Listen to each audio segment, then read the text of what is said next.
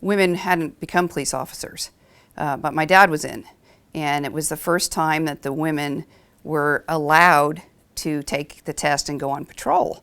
So my dad had said to me, "Hey, this is available, would you like to do it?" And I said, oh, no, that's too dangerous. I could get killed in there. I can't do that. I was only 21, I'd gone to college, got a degree, and then I was working, part-time jobs. I worked for Park and Rec for a while. In fact, I was at Cost Plus at the wharf when I got the phone call. My father called me, and I was at work, and he was like, "The list came out," and I'm like, oh my God, I'm thinking, oh, no, because the list comes out and you want to know where you are on the list. And I said, oh God, how did I do? I want to make my dad proud. How did I do? And he goes, "You're #1. And I'm like, I'm #1? Oh my God. So I was so excited. I could barely work after that. I was like, I got to go.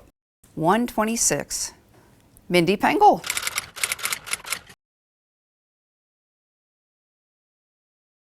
It started out as a joke from a childhood friend who was a male San Francisco police officer, Roger Battaglia, who one day came to me at Sears and Roebuck, where I was working, and said, "They're taking women, you should apply." And I said, "I don't think so. I'm a little bit to the left here, and I don't think so." July 28th, 1975. I was a member of the 126th recruit class. Maureen D'Amico.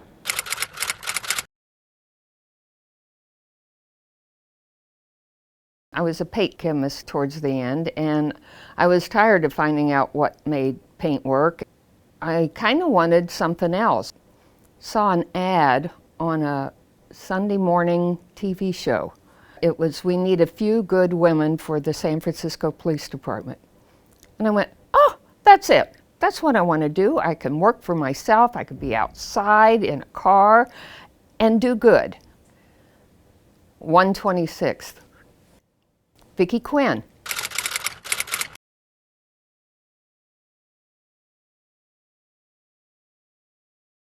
I was a executive assistant, so I did a lot of secretarial accounting for child care.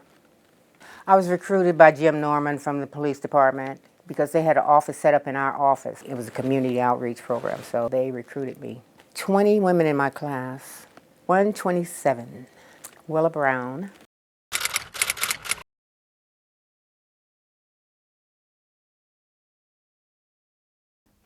Well, I was born and raised in San Francisco. I'm bilingual, I'm Puerto Rican. I was 21 at the time, and I was going to college part-time and working in the community, and an officer walked in, a recruiting officer. His name was Efren Delgado. He wanted to put up some posters and get some information out to the community about the police department opening up to women and minorities for the first time. So we talked for a while, and I said, "I'll put up the information, blah, blah, blah." And he said, "How about you?" And I said, "Are you kidding?" I said, "Well, maybe I'll think about it." And that's how it started. Rose Melendez.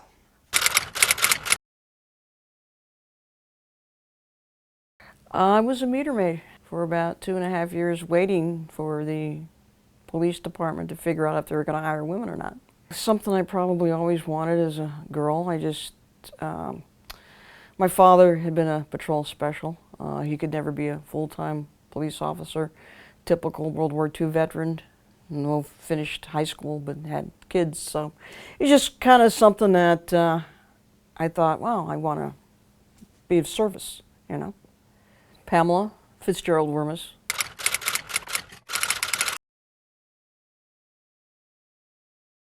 The 127th. No, excuse me, 120. Yeah, that's right, 127th. Yeah, yes. You're right. It's been so many years. That's actually how we met. Yes. Yeah. Uh-huh. Yeah.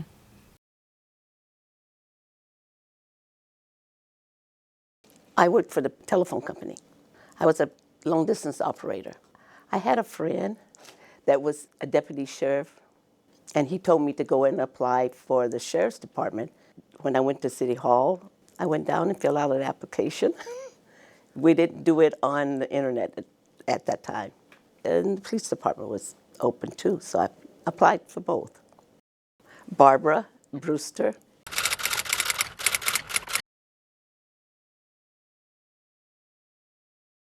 I actually finished my undergrad in social work, UC Berkeley. Worked a little bit in the field, got a little disillusioned. The PD was hiring, and it was just right after the consent decree, 1979, 133rd. Connie Louie.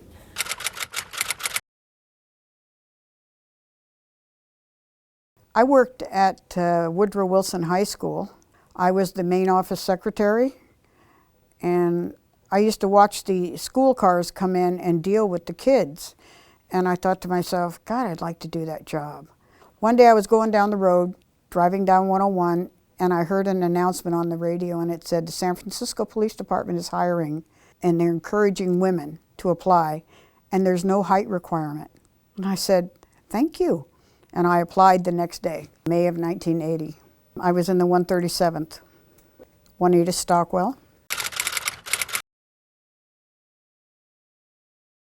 I was going to San Francisco State, and I was working part-time at night at Bank of America. Because I didn't want to become anything else. I wanted to be a cop since I was a little girl watching the FBI on TV Sunday nights. The 137th. Kim Darcy.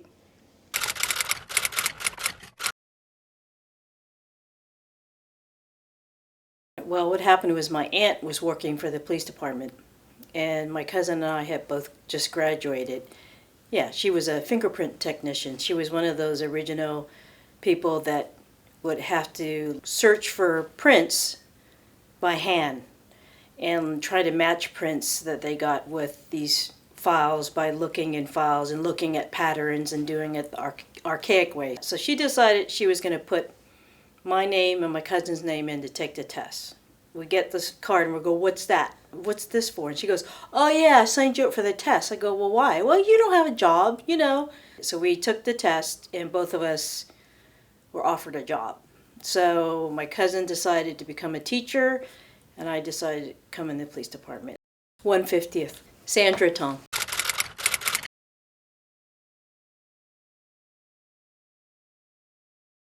When I was in college, my major was social work. I was going to be a juvenile probation officer. That was my goal. And then after talking to a couple people, I had an uncle, Joe Molinelli, who was a sergeant in the police department. And then one of my neighbors, Sergeant Tom Mizuko, also I talked to him, and that geared me towards taking the police test. It was a class with the 156. Retired Inspector Leanne Corrales.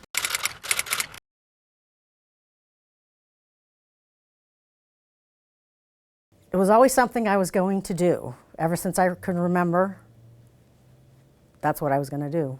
And I was told I was going to do it. I'm Colleen Carlson Sullivan, a fourth generation San Francisco police officer, now retired.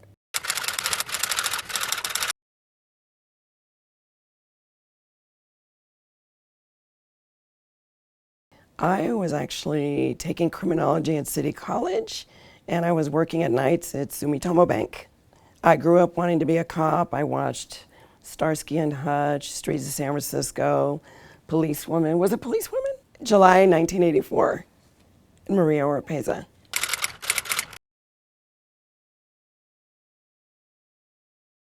I remember it being a big deal to have a woman promoted to the rank of sergeant in San Mateo County, and here we were, San Francisco PD. They had deputy chiefs, I think even chiefs pretty quickly, captains, lieutenants.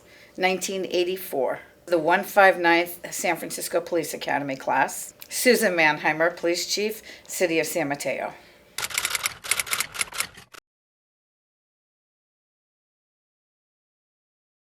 I originally was working for a publishing company for 10 years. I kind of looked around at all the other women in the office and the ones that were getting older, and I thought, oh my God, I can't be here for the rest of my life. I was still pretty young and retire out like that. And I was in this little cubicle with no windows, with tons of deadlines. So I started thinking, oh, what can I do? And I was doing martial arts. I was kind of a tomboy. I liked sports. I had a motorcycle. And I was eating dinner one night up at Ms. Brown's on Geary. It's not there anymore. And these two police women came in. And I looked at them. They were so happy. They were laughing. And they seemed to be having a good time. And they looked good. And I thought, wow, why don't I do that? 1/60th. Phyllis Ford.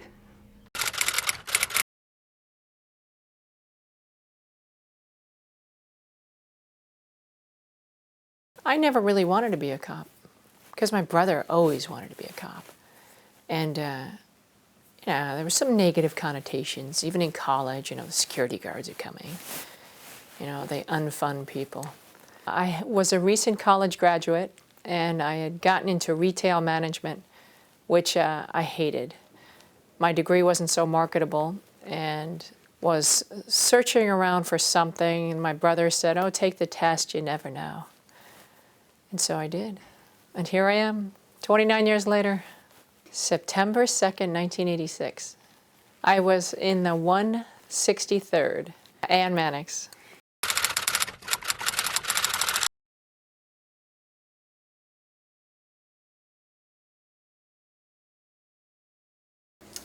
We came in the same academy class, the 167th. 17 women. And 23 others. Yes. I went to Sac State, and when I graduated, I came back to the city, and I got a job with Doherty and Dunn Sporting Goods. I was in the sheriff's department. I wanted patrol. Great team in the jail, but when your shift started and you were locked in with everybody, you were locked in for the shift. So having young children, it didn't always work well for me when I couldn't leave when something happened. I knew at the police department there was more flexibility and more options. Denise Schmidt. Lynn Tomioka.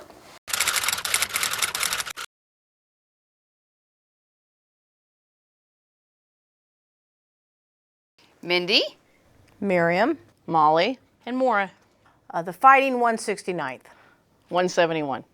199. I became a police officer because I saw my sister become a police officer, and my dad was a police officer, and my other sister Molly was going to take the test, and I thought, you know what, I'll do that as well. And it was it's kind of in our blood. It was handed down to us. It seemed like a nice way to help people, and in the city that we were born and raised in and grew up in, and it was that's why I did it, and that's why I did it in San Francisco. I was actually working for FedEx, and I remember very clearly my sister saying, are you going to lift packages for the rest of your life? And I thought, no, I'm not. And she had come in, and Miriam and I kind of took the test together, and we've kind of been together in the department ever since. I came in a few years after my sisters. I saw how successful that my sisters were, and I wanted to follow in their footsteps. I was working at the San Francisco Police Credit Union. I told my mom, I believe when I first saw the announcement come out, I told her that I was going to apply. I just thought that being my baby, that she may not be able to do the strength tests and all the other agility tests. But I knew that she had the brains and and the willpower to go on. Then I was kind of excited. Gayla Bunton of the 223rd Police Academy class.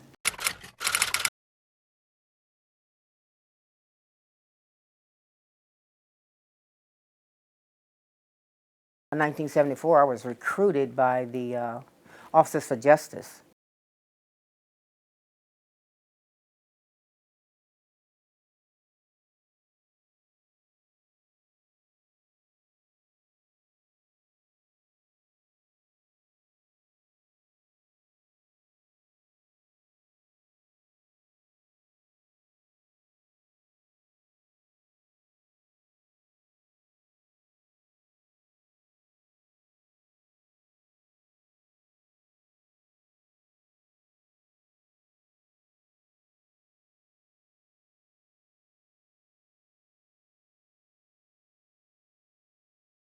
Technically, women had been in the police department since around 1915, but they weren't on patrol. You know, they had police women, not female officers.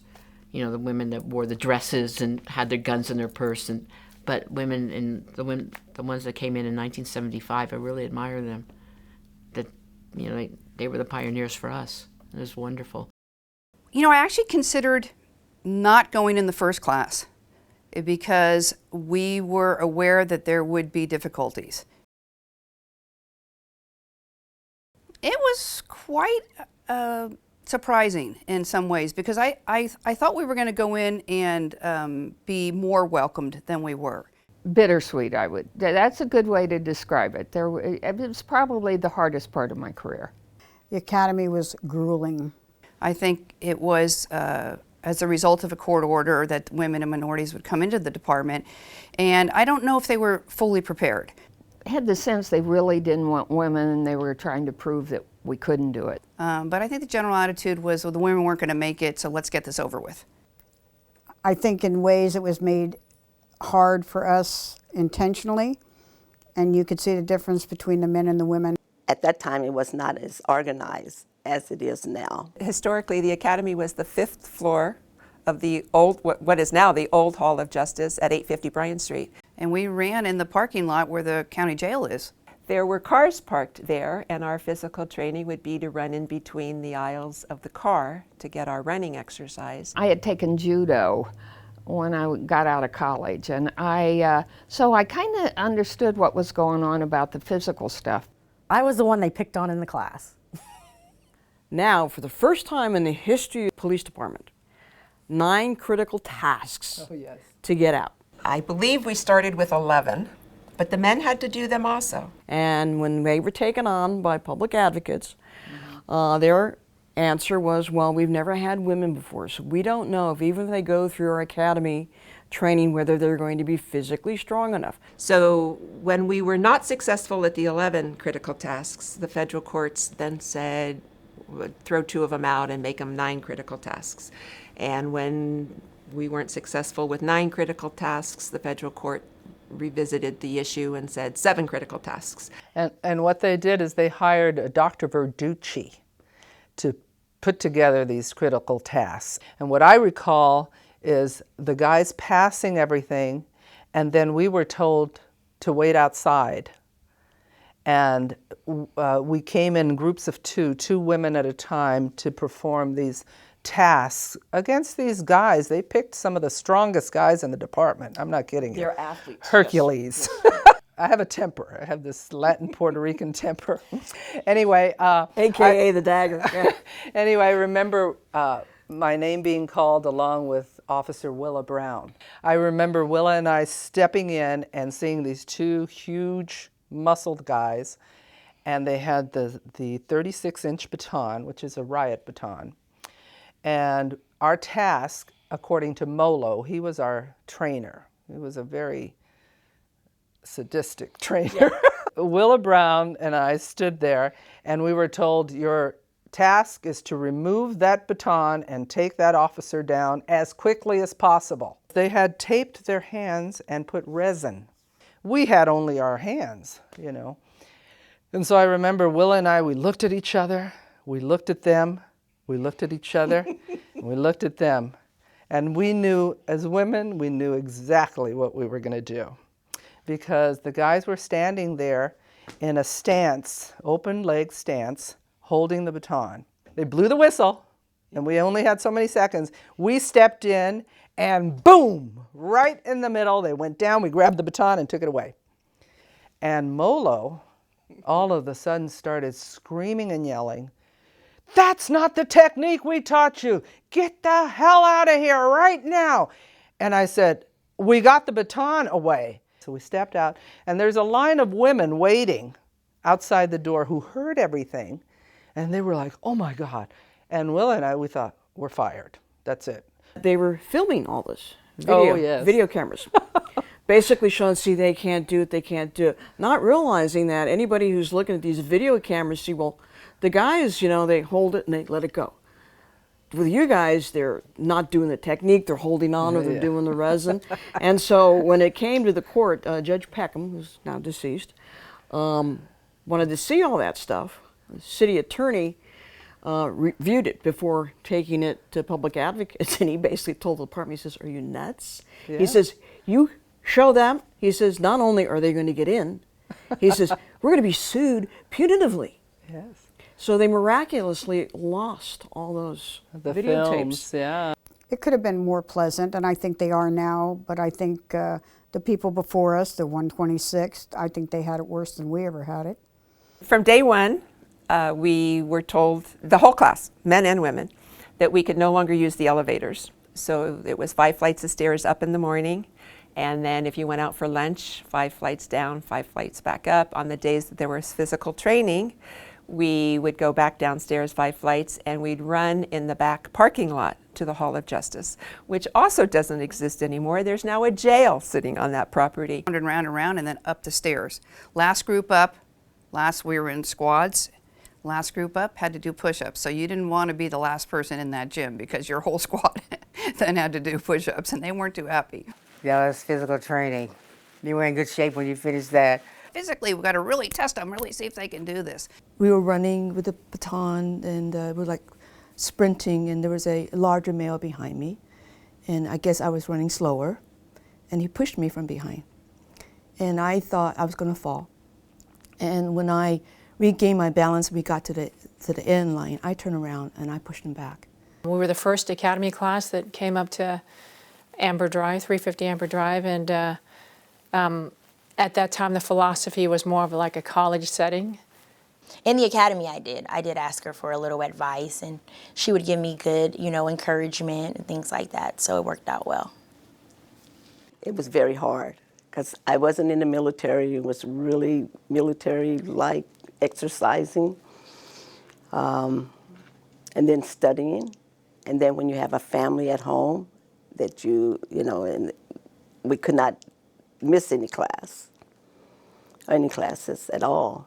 So it was kind of rough. My first real experience with being a Pangol was when I was in the academy and I was going through the Redmen, and I remember going about to fight them, and the first words were me is, "Be as tough as your sisters."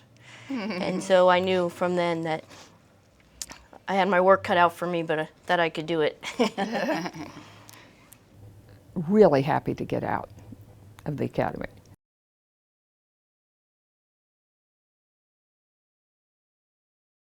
But these were these critical things that they said you had to do to get out. So they tested us in the critical tasks, and what happened was there was a group of, I can't remember, it was 9 or 11 guys and several women that fell into, I guess, some kind of a mid-range where they were going to give us another opportunity to do a couple of them to go out on the street.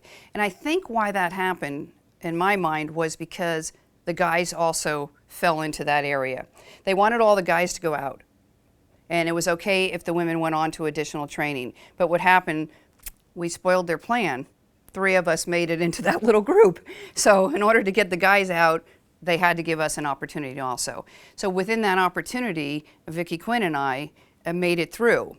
So we actually sat on the floor in the 5th floor Hall of Justice outside of what was personnel, which is now legal, waiting for them to tell us what was going to happen to us. And that very day, sitting there, was like lunchtime. They came out and said, "You guys are going on the street. One of you is going to Swings at Terraville today, and one of you is going to Ingleside tonight." And we were like, "It's like noon. Swings is at 3 o'clock." And they're like, "Yep." That night I reported for duty at midnight at Ingleside Station, and the nicest man in the whole world, Ed Springer, was my training officer, and he didn't know until he showed up for the shift that he was going to be my training officer. And off I went and that's how we became the first, Vicki and I. I went in the afternoon and she went that night, and we were the first women to go out on the streets. And there were no other women on patrol. So it was, it was quite an experience, I'll have to say. For us too. It was odd for us and odd for the public and odd for the cops, and but we were excited. We were excited because we had gone through so much. And we were like, this is it. This is our chance. We've got to make it. They kept telling us, "You're not going to make it. You can't do this." And I'm like, "Yes, I can. I'm going to do it. I'm going to decide for myself." And off we went to field training.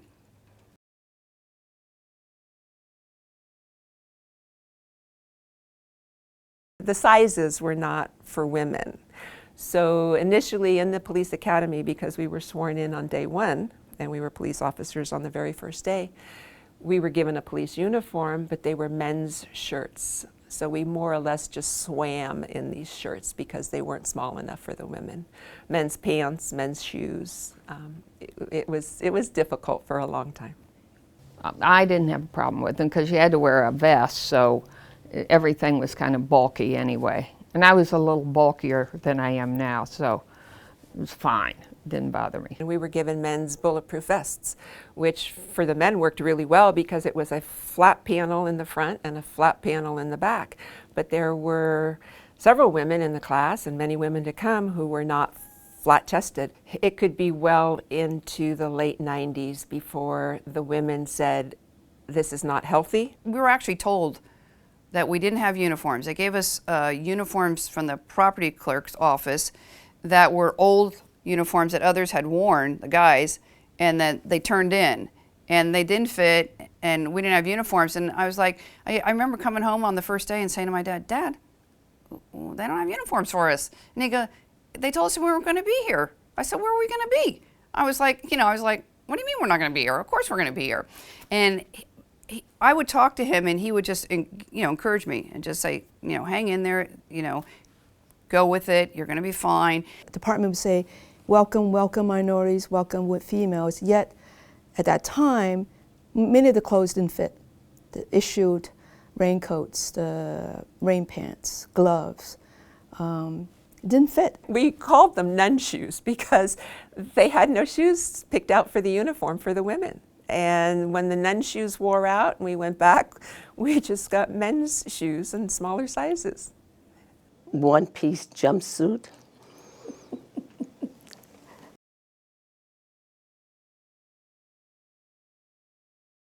The academy was okay because we had a locker room, but when we passed and we were assigned to the district stations, there were no women locker rooms.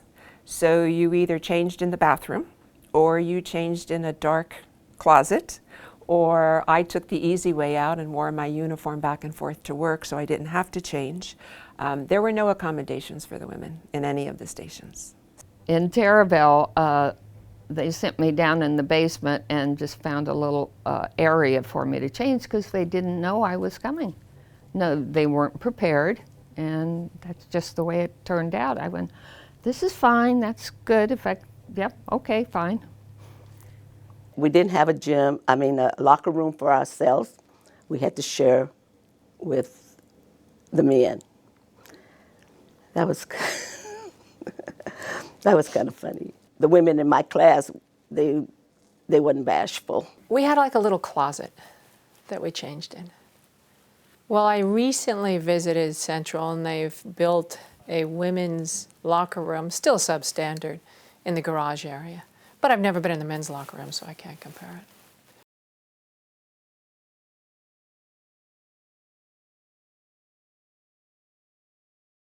I would tell my partners, you don't have to open the radio car door for me.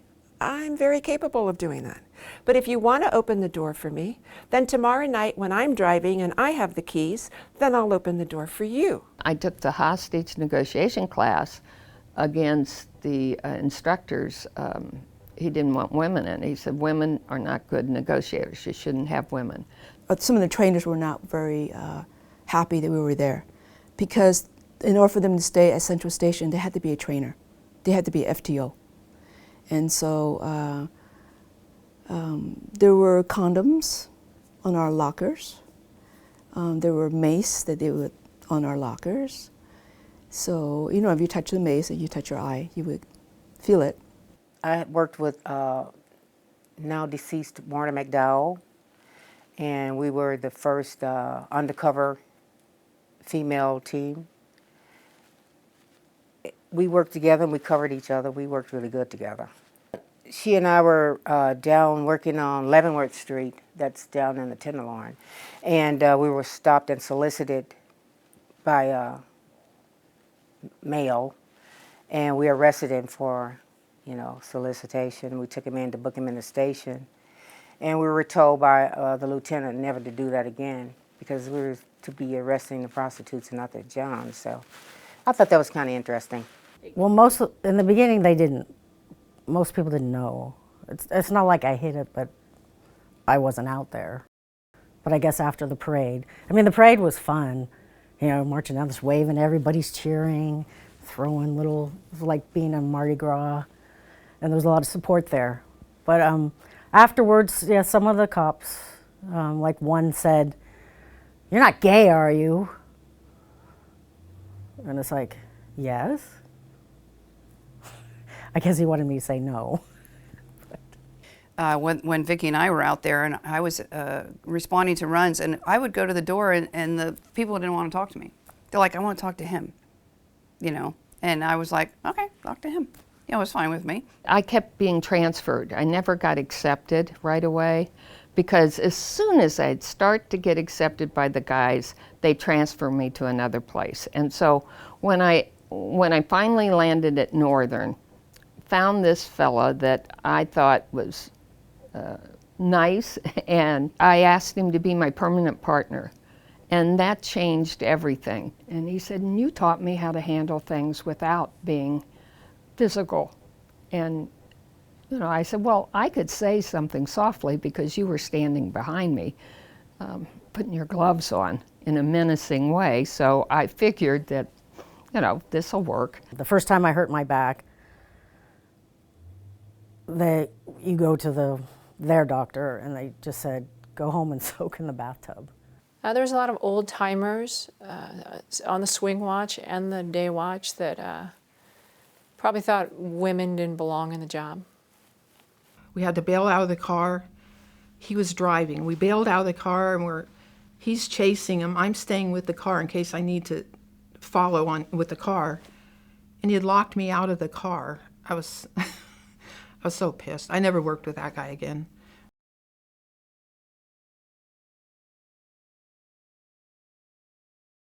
We were coming out of the store one time. It was a hot day. We just got some water. And we see this guy walking down the street going like this. I thought, oh God, he's on drugs. We better do something about this. And then we get closer, there's all this red stuff coming out. Well, he had just robbed the bank around the corner. And the call hadn't even come out yet. So we went and got him and cuffed him. The dye pack had exploded.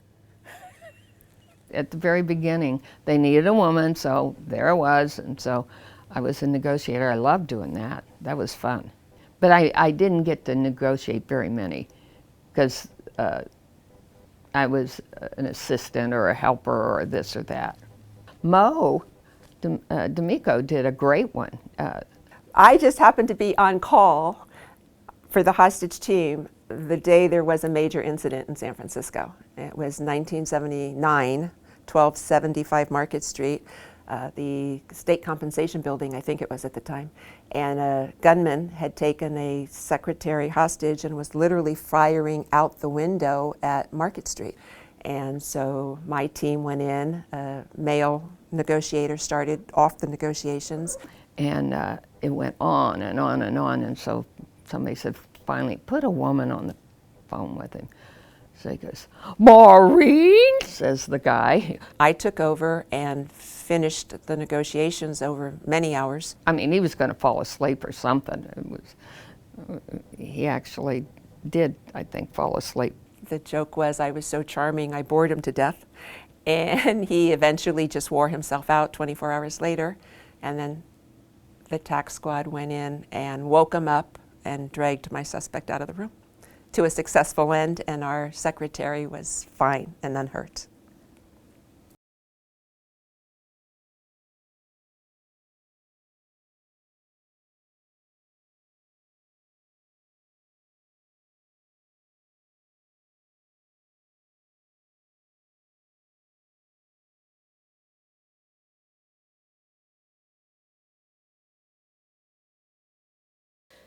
The next day we come to work and we get a message from a homicide inspector, and he says, "Hey, yesterday you pulled over so-and-so." And he goes, "You know, he's wanted for murder, homicide." I go, "What? Homicide?" I mean, you know, two rookies. We had a homicide suspect, and why wasn't it in the computer? They go, "They didn't put it in the computer." It was a home invasion, burglary, and then a homicide that this guy committed. We were like shocked. And then Kathy says, come on, let's go to the station. So she proceeds to take her book out, call him, pretend that she was someone that they met in a bar in the Mission, and that he had given her her phone number. She set up a date and she was going to pick him up because he didn't have a car. She hangs up and she goes, okay, we have to pick him up in front of his house in about an hour. And I said, oh my God, you got to be kidding me. All of us kind of got in position. Then Kathy drove down the street, honked the horn. The suspect stopped and looked down the block. When he did that, the two officers were on the side, grabbed him and took him into custody without any incident. And we got a homicide arrest out of it, so.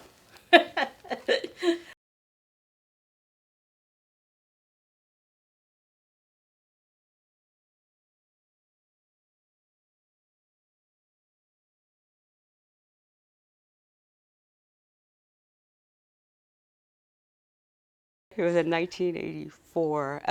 I was on my own time and at a very nice restaurant. I went into the restroom and there was an altercation. I don't talk about this a lot. Anyway, there was this one person really going after these poor women that couldn't defend themselves. And I said something thinking that it was abated. And then when I came back, it was a pretty large restroom.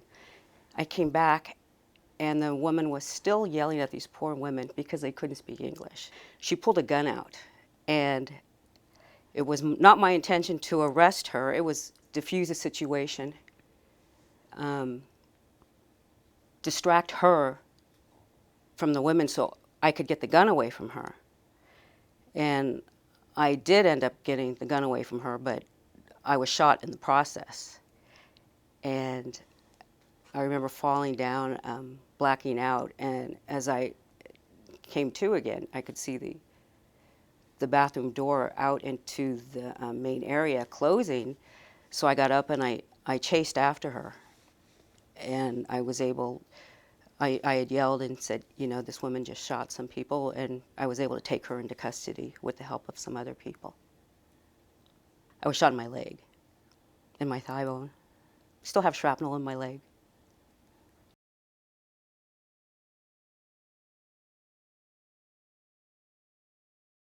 I remember being on calls where the men would step back and kind of let you, see how far you could go with it. Yeah, I would say the tactical unit was the only unit where I felt I had to prove myself almost on a daily basis. That I was capable of doing the job, that I deserved to be there. And it was a lot of work, a lot of physically demanding work. With my first FTO, he said that he could tell that I was trying to be aggressive, a little overly aggressive. And he told me that that was not necessary. He goes, you're a good cop. You know, everything that I see in you, I don't think you're going to have any problems making it through this. So that really took a load off me, because I thought that as a female, that's something that I would have to go out and do.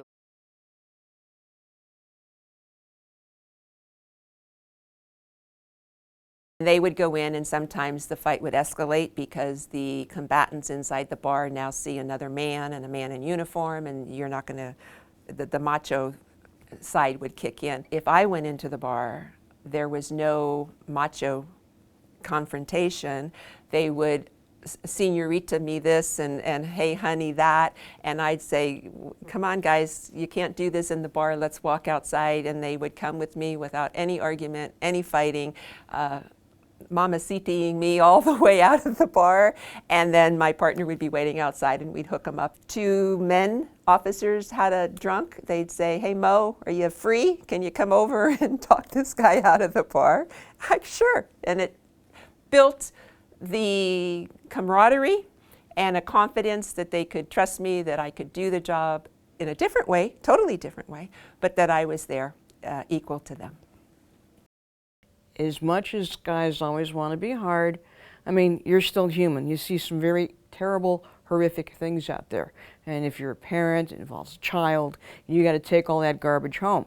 A lot of the guys didn't take it home to their wives, but you know what? It was like, they had us to talk to, and that made a huge difference because it's like, you know, you are my peer, you are a woman, so they felt, I guess, safer kind of talking to us. Even though the suspect is going through a hard time at that moment, they also have a relationship with a female. So I think that's why me as a female, I've been able to help de-escalate different situations, because the suspect either has like a mother or a grandmother or a sister, you know, or has had maybe a girlfriend or a wife in the past. So I think they actually sympathize with us when we come on scene sometimes. Since May of this year. Hillary Harper, 243rd. Before I was an officer, I was a personal trainer for almost 10 years. I truly wanted to help people, and I thought it'd be just a really kind of exciting career and something I could do for a really long time. And I was inspired, honestly, by other female officers from within SFPD to join specifically this department. I just thought it was really diverse and just a great place to work as a female officer. The first academy classes who went through all that, you know, harassment and, you know, the stories I've heard from them were unbelievable. They went through hell. You just have to be grateful that they broke the ice. And kept fighting for us. Blazing that trail and giving me this opportunity where there's not such a barrier. A little easier to be accepted. I think socially also, like within the force itself and even like with my own family, just everyone's very supportive of me becoming a police officer as a female. We were treated with more dignity and respect. Their dedication. They're the ones that if they didn't make it, it would have been God knows how long before other women would have been given an opportunity. So the Mindys and the Vicky Quinns and the Maureen D'Amicos, all of them, they set the tone for the rest of us. Mindy and Heather and others before me, Sylvia Harper, a bunch of other people that paved the way also in the management level for us, because it wasn't, obviously that was something new. Very, very thankful.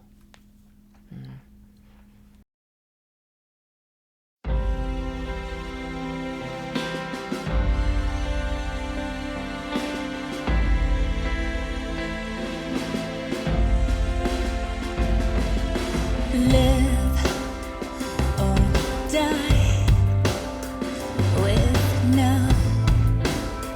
regret. You and I will make it, yeah. Hold me from the fire, pull me, lift me up and show me beauty to be found. Hold me, promise you will hold me, even if the world comes crashing down. When the world comes crashing down around us, we will stand our ground. I want them to know that there were 30 women at the very beginning of this, and we had 30 women and 30 men, and not one woman quit through the academy experience. They all stayed in there, and they were wonderful. And I was really, I think that was the proudest thing that I could be talking about right now. They were all committed and they stayed through all of their experiences. That we were the beginning of a historical change. It's funny as you don't recognize it at the time because there was so much going on, but when I look back and I see what has occurred, not just in the SFPD, and not just within my own family, but also within law enforcement as a whole, I'm proud. I'm proud that that is we were the people that really stuck it out. We were the people that refused to quit. We were the people that said, I want to do this, I'm going to do it, in spite of what anybody says or does to me. And that created history and for everybody. So when you look back at history in general, in whatever area, there's always an event or a person or a group of people that changed the course, that we made a new path, a path where there was no path. We did that. We said, yes, we're going to do this. And we did. And that is, history has changed because of it.